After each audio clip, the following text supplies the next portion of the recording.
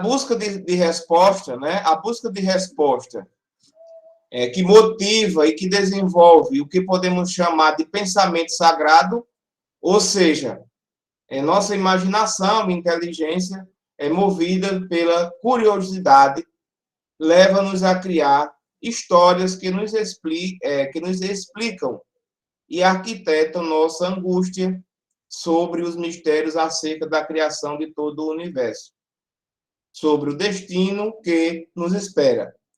Respondendo àquelas questões básicas, né, aquelas 4 questões básicas que vêm norteando a humanidade, de onde viemos, quem somos, para onde vamos e para que vivemos, são essas as 4 perguntas que, de certa forma, perturba ou deixa com que o nosso pensamento fique vago. A instituição religiosa, ela tem uma fundamentação histórica muito importante. Que fundamentação são essas? A fundamentação que responde a essas curiosidades. Ou seja, tudo aquilo que fisicamente eu não consigo responder, eu vou ter um ênfase religioso para continuar a responder, para atender às minhas crenças. Aí eu vou ter ali um paralelo entre racionalismo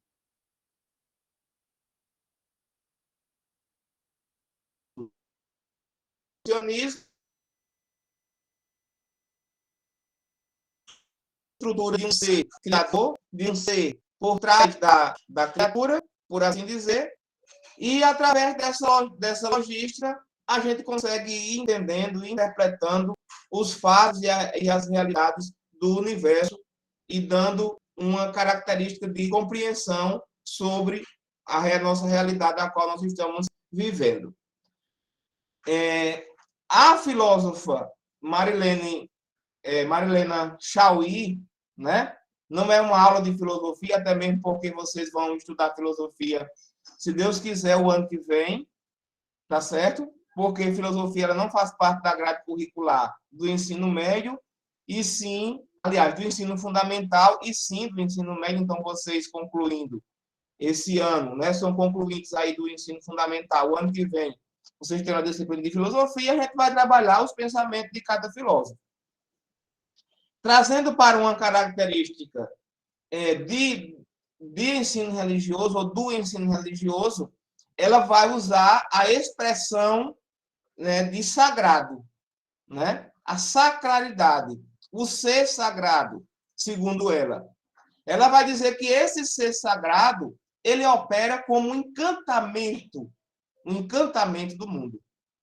O que é esse encantamento? Esse encantamento não é uma visão de mitocêntrica, não é uma visão mitocêntrica que faz com que as pessoas compreendam o universo através dos mitos. Não necessariamente. Mas esse encantamento com o mundo que está à nossa volta parte de princípio e de identidade. Essas identidades, segundo o pensamento de Marilena Chauí, ela vai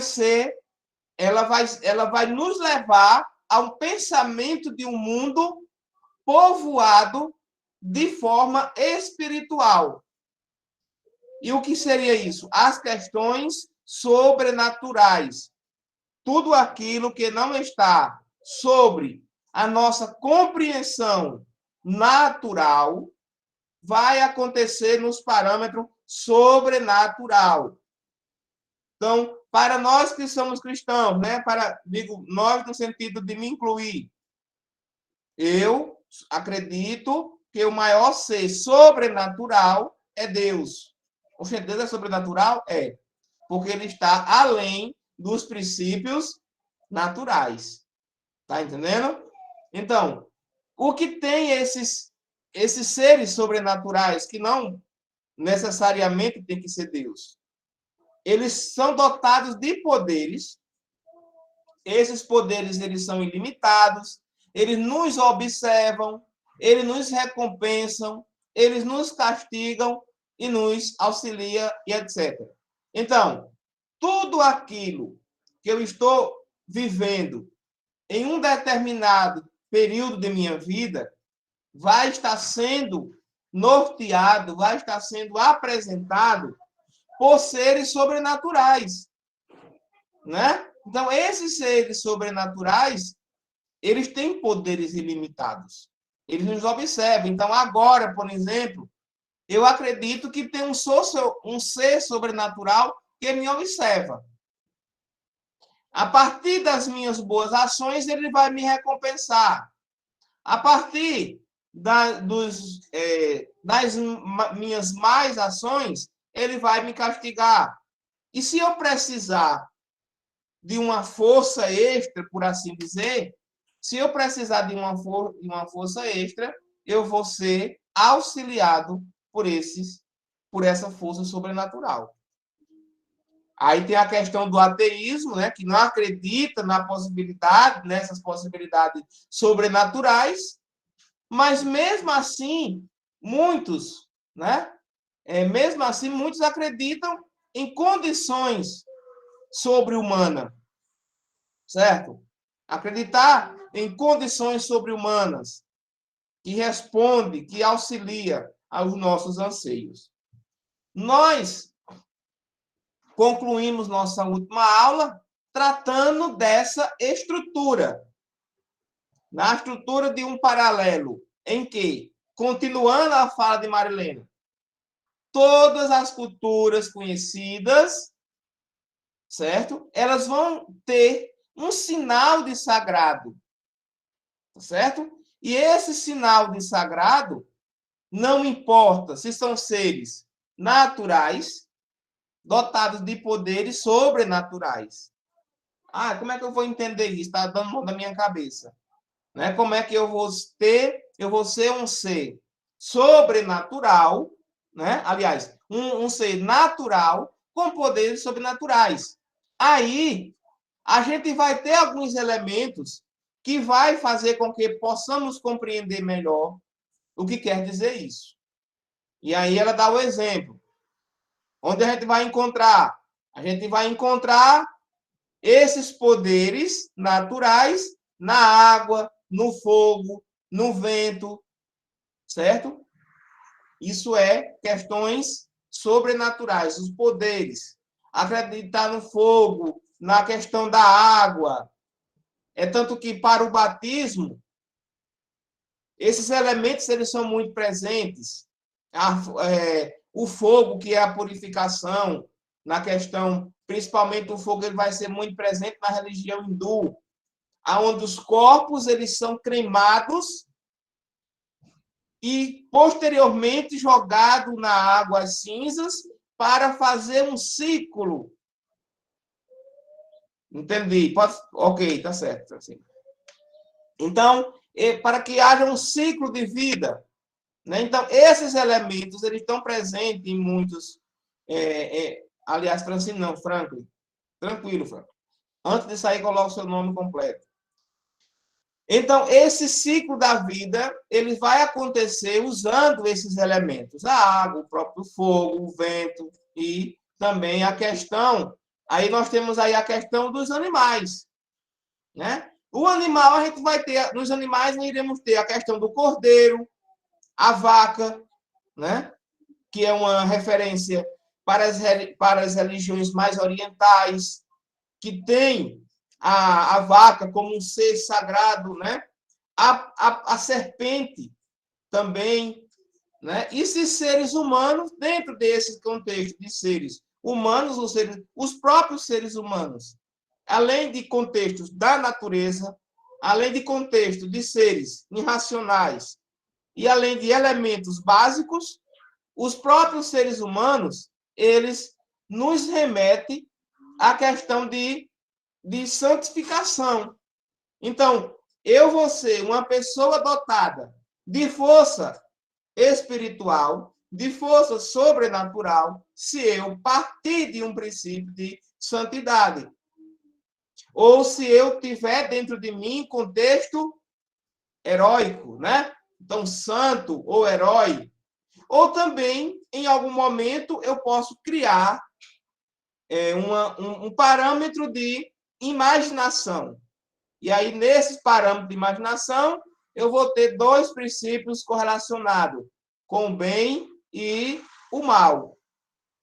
Esses princípios imaginários, anjos, que representam o bem, e demônios, que representam o mal. Aqui, anjo e demônio é princípios, né, de relatividade entre bem e mal, mas o demônio subentende que é o mesmo anjo, só que com um pensamento voltado para a questão do mal. É um anjo do mal, um anjo do bem, um anjo, só o anjo, e anjo do mal, demônio, certo? Então é um contexto de imaginação. Algumas crenças, inclusive a cristã, entende, né, em algumas das religiões cristãs, entende que esses anjos, eles têm forma humana.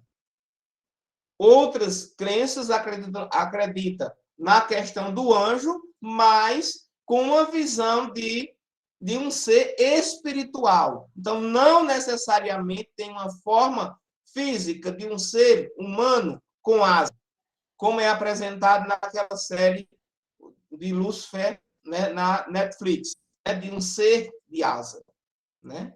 Mas é um ser espiritual, não necessariamente necessariamente uma visão física.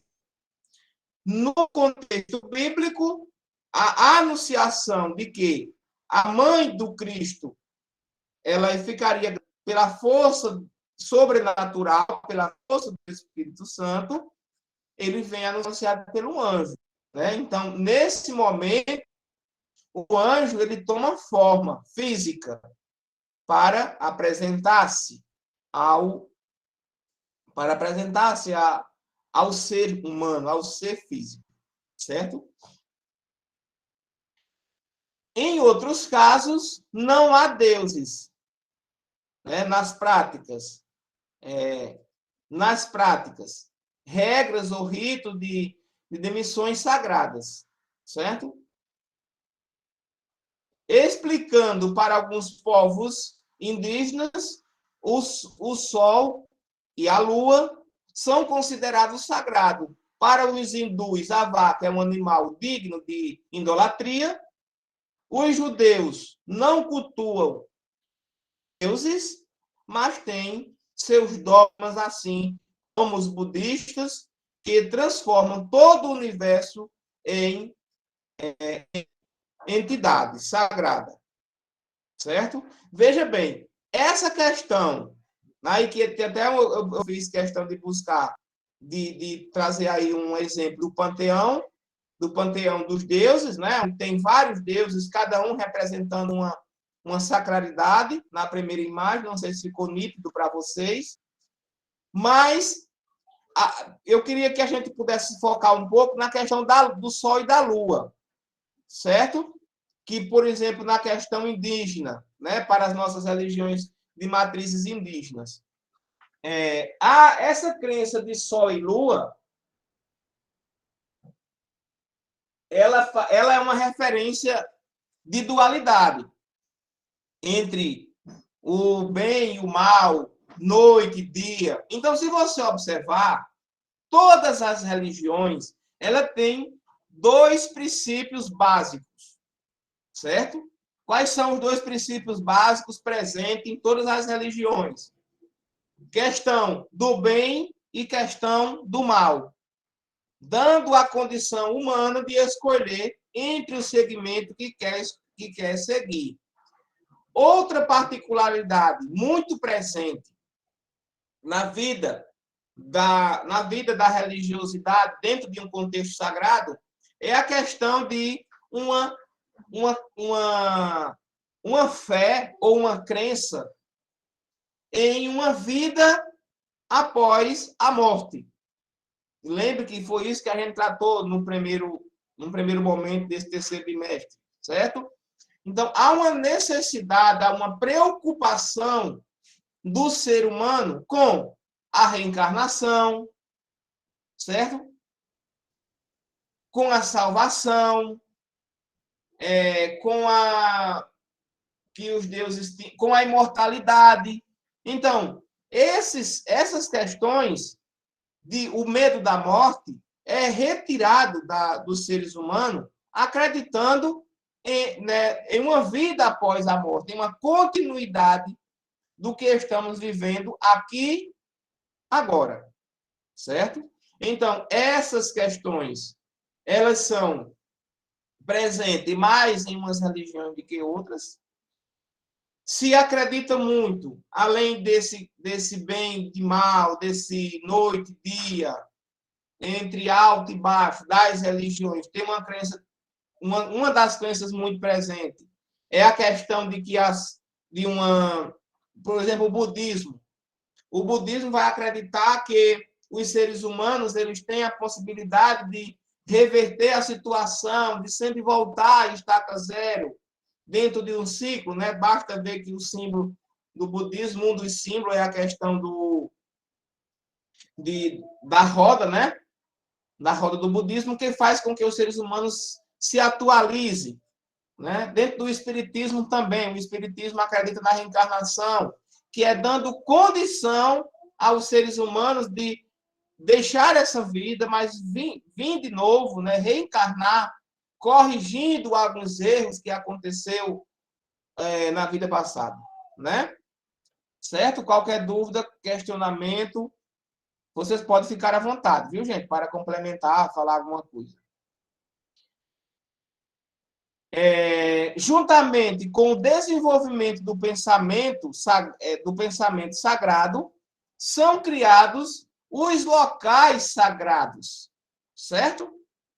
Ah, Reginaldo, enrolou tanto para justamente. Nós estamos falando nesse material sobre instituições religiosas. Então, esses lugares sagrados, como templos, igrejas, sinagogas, terreiros, mesquitas, certo? Os céus, que são os lugares estabelecidos para as celebrações, as homenagens, os sacrifícios, enfim, são lugares em que as pessoas se reúnem ou aos quais se dirigem, certo? Mentalmente para reafirmar suas crenças e celebrarem seus rituais. Então, para quê? Certo, Isabela? Tranquilo. Então, o que é que a gente quer dizer com isso? Que mesmo pelas crenças que cada um tem, é necessário um lugar, uma sede, um ambiente, para que eu possa me identificar com ela, com a minha religião. Então, seja na sinagoga, não seja no terreiro, seja numa igreja, num templo qualquer que seja, eu preciso de um local que me identifique. Lá eu vou prestar os meus cultos, fazer as minhas oferendas. Com certeza, é evidente, eu vou ter um encontro com um líder daquela instituição religiosa que representa a minha fé e que vai ter um contexto de paralelo mais amplo com o ser sagrado.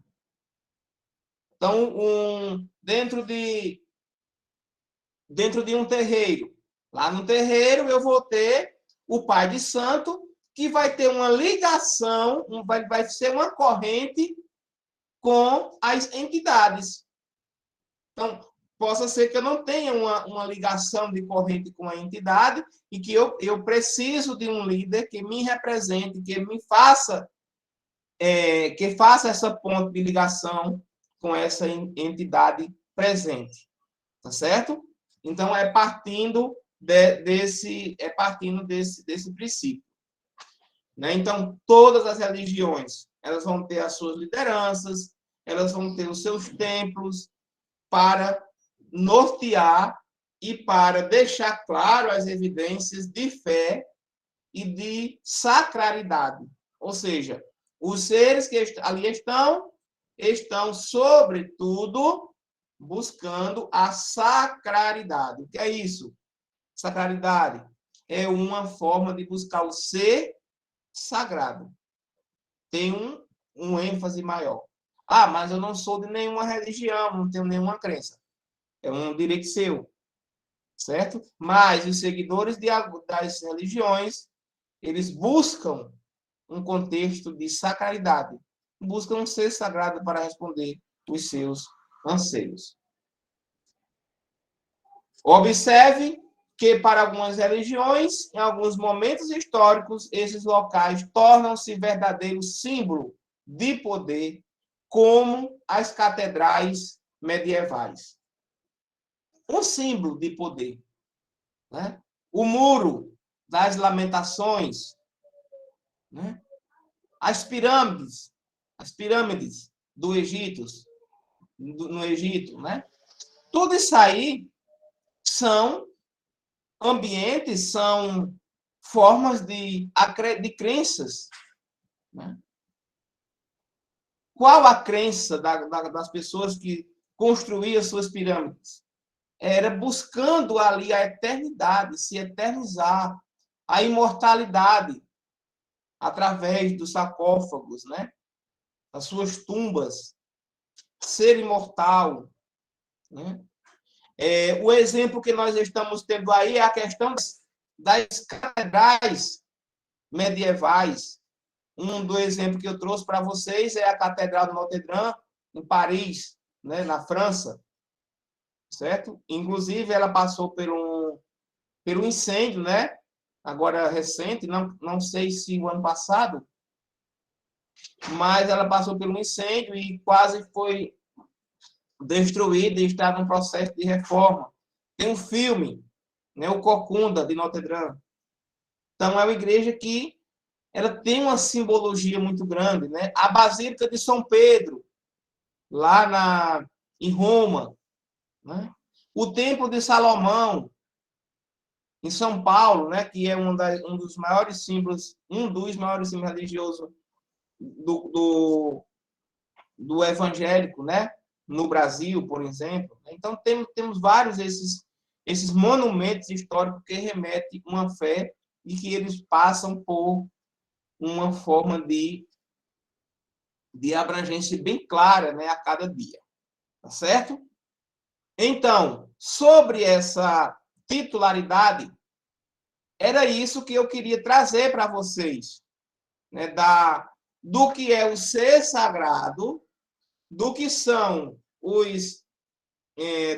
as particularidades de cada crença e, sobretudo, aquilo que nos remete à instituição religiosa. Então, a instituição religiosa, ela passa a ser um ambiente, né, de representação sobre a sacralidade do homem na sociedade, tá certo?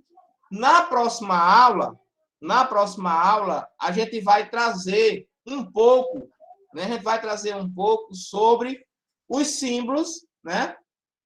Os símbolos religiosos, dando nome a cada um, né? E falando sobre ele. Já aconteceu uma atividade que vocês já fizeram sobre isso.